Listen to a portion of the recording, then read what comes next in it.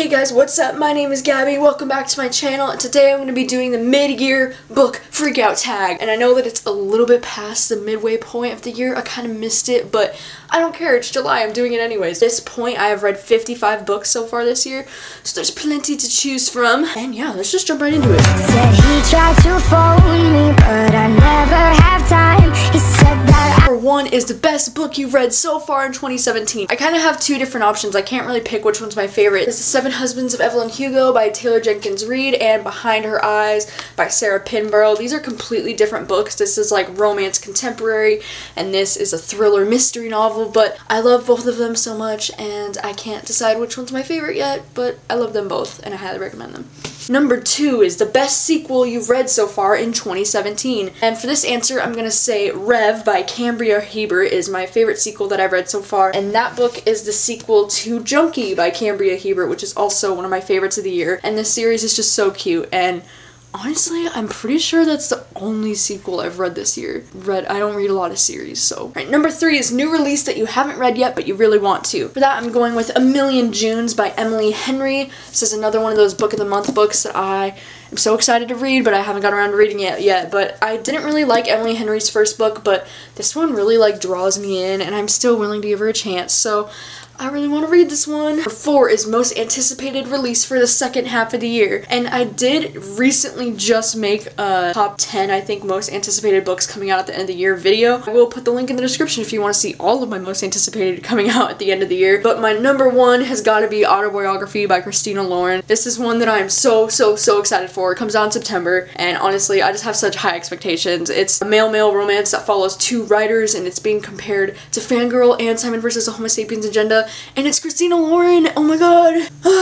I need it, okay? I need it. Number five is biggest disappointment so far this year. This question was kind of difficult because, to be honest, I've been disappointed by like quite a bit of books this year, unfortunately, but I have to say my biggest disappointment so far has been Forever Interrupted by Taylor Jenkins Reid, mostly because Taylor Jenkins Reid is one of my favorite authors of all time, but this book is her debut novel and I read it for the first time this year and it just really didn't do it for me, and it was very underwhelming and very mild, and it's supposed to be like really freaking sad, you know, like I should have been crying throughout this entire thing and I just wasn't. I didn't like it that much. It was a huge disappointment for me. Number six is biggest surprise. My biggest surprise this year was Bad Mommy by Taryn Fisher, because I haven't read a book by Taryn Fisher yet and I went into this not really knowing what to expect, and I was blown away by how much I enjoyed this book. Like, this ended up being a 5-star book for me, and that rarely ever happens, and I just really loved this book. I loved the vibe. It was so creepy and eerie and weird, and it's like very stalkery-like, and I just loved it. I finished it so fast. I was just like, ugh, I couldn't put it down. It was so good. I was shocked by how much I enjoyed this. Number seven is favorite new author, either new to you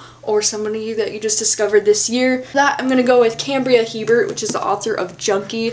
I read Junkie this year and the sequel Rev, as I just mentioned, and they have become two of my new favorite books of all time, and I definitely want to be checking out more from this author. I have already downloaded a couple of her other ebooks, and I can't wait to read those, and I think she's a really great author. I love the writing style, love her characters, so I'm really excited to read more from her in the future, and I'm really glad I discovered her. Number eight is newest fictional crush. I'm actually gonna have to hold this book up again, and I'm gonna go with Drew and Trent from this book. I can't really pick a favorite. Like, Drew is like an indie racer, like NASCAR kind of style, and Trent is just this super sweet, sensitive guy who's the president of his frat house, and he's just so swoon-worthy. I love them both. I really can't pick which one is my favorite. And I would also actually pick for one of my fictional crushes is Drew Jagger from Egomaniac.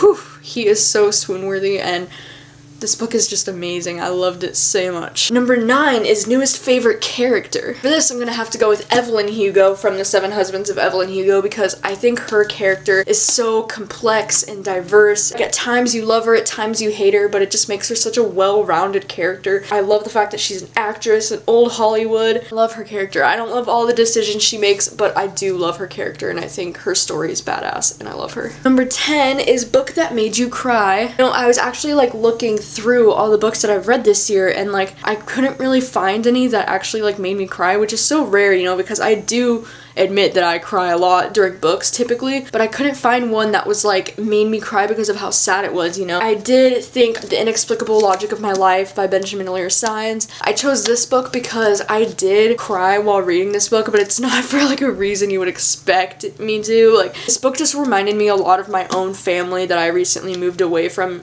California, and so it just hit an emotional chord in me, and then I was like crying while I was reading it. But it's only because the main character's family reminded me a lot of my own, and it kicked into my feels and made me miss my family. But this one made me cry. It might not make you cry because, you know, I'm just sensitive. Number 11 is a book that made you super happy. I'm gonna go with Heels Over Head by Elise Springer. I keep mentioning this book on my channel now. It's become one of my new favorites of all time. This book just made me so happy. So happy. I love it so much, and it's so underrated. Number 12 is favorite book to movie adaptation this year. And this is one that I actually did see the movie before I read the book, and I saw the movie a couple years ago when it actually came out, but that's This Is Where I Leave You by Jonathan Tropper. I finally read the book this year. I really loved the book, and I remember loving the movie, and I'm pretty sure that this is the only book to movie adaptation that I've read this year so far. 13 is favorite review that you've written or posted on booktube. For my written review, I'm gonna say my review for Heels Over Head, just because there's not a lot of reviews on Goodreads because it's a new book and it's not that popular right now, so I really do enjoy my review. I think I described really accurately what I liked about it, and I liked using a little diving gif in it.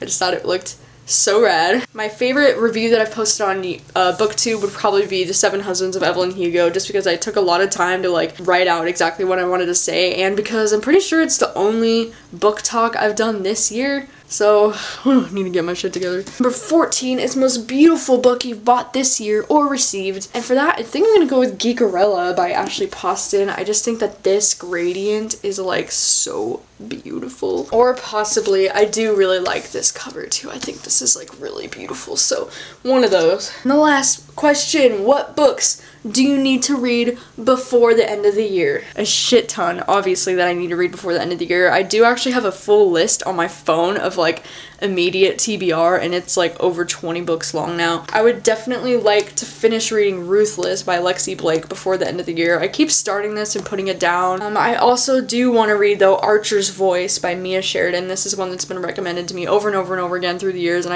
I need to read it. It's about time, you know? And then The Gravity Bust by Brittany C. Cherry is one that I'm hoping to read soon, hopefully this month, because I love Brittany C. Cherry. I really do like this series, and this is the fourth and final, I think, book in the series, so I need to read this one. But honestly, like any of these books, I mean most of them, I've read some of them, but most of these book of the month books behind me and these hardbacks over here, like this is mostly a TBR shelf, and I need to read like as many as I can. That was the mid-year book freak out tag thing. Thank you guys so much for watching as always. I super appreciate it. And also I saw that the booktube-a-thon just got announced for this year, and it's gonna be happening later this month. So excited. You know I'm participating in that booktube-a-thon. I love the booktube-a-thon. It's my favorite, and so make a TBR video soon. You figure all the shit out, you know. Thank you guys so much for watching as always, and I will see you guys next time. I know you're dying to meet me, but I can just tell you this. My hair is so annoying. And for that, I'm gonna go with... Candle just fell, I almost died.